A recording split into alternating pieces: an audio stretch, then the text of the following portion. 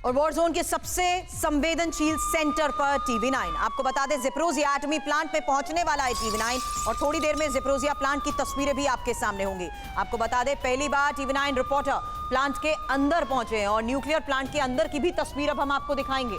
सहयोगी Manish Jha nuclear plant पहुंचने ही वाले हैं। अब ज़ेपोरिज़िया न्यूक्लियर प्लांट आज के युद्ध के इस माहौल में जिस तरीके से ट्रंप और पुतिन के बीच भी बातचीत होती है, तो इसको लेकर वार्ता होती है और आने वाले वक्त में युद्ध की दशा और दिशा में यही न्यूक्लियर ज़ेपोरिज़िया न्यूक्लियर प्लांट कितना महत्वपूर्ण है, इसकी स्ट्रैटेजिकल इंपॉर्टेंस बहुत है। यही वजह है कि पहली बार कैमरे पर अब आप न्यूक्लियर प्लांट की वो हकीकत देखेंगे जो मेरे सहयोगी मनीष झा हम तक पहुंचा रहे हैं। मनीष झा इस वॉर फ्रंट पर उन तमाम फैक्टर्स के लिहाज से सीधी तस्वीरें आप तक पहुंचाते हैं, बताते हुए कि आखिर किस तरीके से युद्ध के इस हालात के बीच में अगर कोई बातचीत होती है तो उस बातचीत में मुख्य तौर पर एजेंडा होगा क्या। अब ज़ेपोरिज़िया न्यूक्लियर प्लांट, महाविनाश का खतरा आज के इस हालात में जिस तरीके से ज़ेपोरिज़िया न्यूक्लियर प्लांट पर बना हुआ है, उसके बारे में पहले आपके सामने इंफॉर्मेशन रख रही हूं, क्योंकि यूरोप का यह सबसे बड़ा न्यूक्लियर प्लांट है और प्लांट में 6 रिएक्टर्स हैं।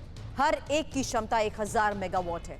यूक्रेन के एनोहोदर शहर के पास ये प्लांट मौजूद है और मार्च 2022 से प्लांट पर रूसी सेना का जिस तरीके से कंट्रोल है, युद्ध के इस हालात के बीच में होती बातचीत में यही सबसे ज्यादा इंपॉर्टेंट है। प्लांट के आसपास सैन्य गतिविधियों से जिस तरीके से चिंता बढ़ती रहती है, वो इसलिए क्योंकि कई बार इस युद्ध भूमि में ये प्लांट भी चपेट में आया है, यानी इसके ऊपर भी अटैक हुआ है। यही वजह है कि ज़ेपोरिज़िया न्यूक्लियर प्लांट दुनिया में जिस तरीके से एटमी इमरजेंसी बना हुआ है, प्लांट पर यूक्रेन ड्रोन हमले करता आया है। प्लांट के 6 रिएक्टर्स में से एक के मेन कंटेनमेंट स्ट्रक्चर पर 6 डायरेक्ट हमले हो चुके हैं और हमलों से परमाणु दुर्घटना का जिस तरीके से खतरा बढ़ जाता है, उस लिहाज से लगातार हमने एक्सपर्ट से चर्चा की है ज़ेपोरिज़िया न्यूक्लियर प्लांट को लेकर। हालांकि अंतर्राष्ट्रीय परमाणु ऊर्जा एजेंसीज भी कई बार जिस तरीके से इसको लेकर चिंता जता चुकी हैं, प्लांट पर गंभीर हमला हुआ तो बड़ी तबाही संभव है।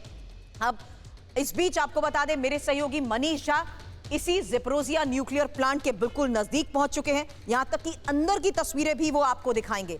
इस बीच Major General retired S B Asthana sir defence analysis के तौर पर इस वक्त हमें ज्वाइन कर चुके हैं। अस्थाना सर, ज़ेपोरिज़िया की इंपॉर्टेंस, स्ट्रैटेजिकल इंपॉर्टेंस के साथ साथ पूरे यूरोप पर मंडराते उस खतरे के लिहाज से भी मैं बात कर रही हूं, क्योंकि इसी युद्ध भूमि में ज़ेपोरिज़िया न्यूक्लियर प्लांट तक को टारगेट किया गया।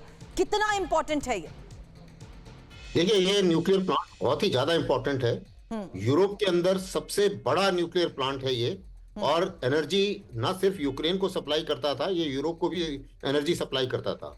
दूसरी चीज ये है कि ये न्यूक्लियर प्लांट की जो पोजीशन है, मोस्टली वॉर के टाइम में प्लांट है रूस के पास और जो टाउन है वो है यूक्रेन के पास।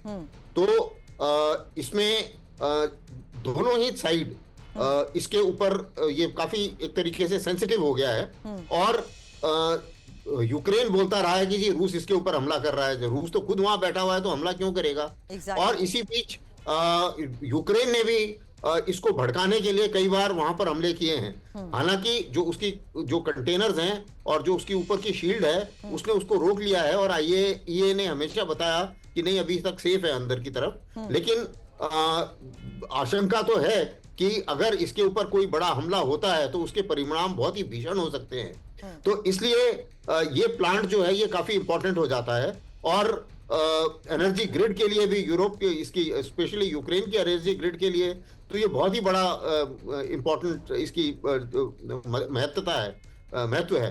तो मुझे ऐसा लगता है कि ये जो प्लांट है, ये जैसा कि आपने बिल्कुल सही कहा, डिस्कशंस में भी, पीस डील्स में भी, और एक तरीके से बार्गेनिंग चिप के तौर पर भी इस प्लांट का पूरा इस्तेमाल किया जाएगा। एग्जैक्टली सर, इसीलिए मैंने कहा कि जब बातचीत होती है तो उसमें मुख्य तौर पर ज़ेपोरिज़िया न्यूक्लियर प्लांट को लेकर ही चर्चा संभव क्यों जताई जाती है, क्योंकि ज़ेपोरिज़िया में जिस तरीके से भीषण जंग जारी रही है, रूस और यूक्रेन के बीच यहां पर बारूदी प्रहार को लेकर लगातार खबरें आती रही हैं और यूक्रेन का ज़ेपोरिज़िया पर ड्रोन हमला, ये एक और बड़ी खबर आपको बता दें। और यही वजह है कि आज के हालात के बीच में जिस तरीके से ज़ेपोरिज़िया न्यूक्लियर प्लांट को लेकर चर्चा की जा रही है, अगर ये तबाह हुआ तो होगा क्या, इसकी स्ट्रैटेजिकल इंपॉर्टेंस क्या है, इस पर कब्जे को लेकर जो दावे किए गए, इस बारे में अभी तक हमने इंफॉर्मेशन रखी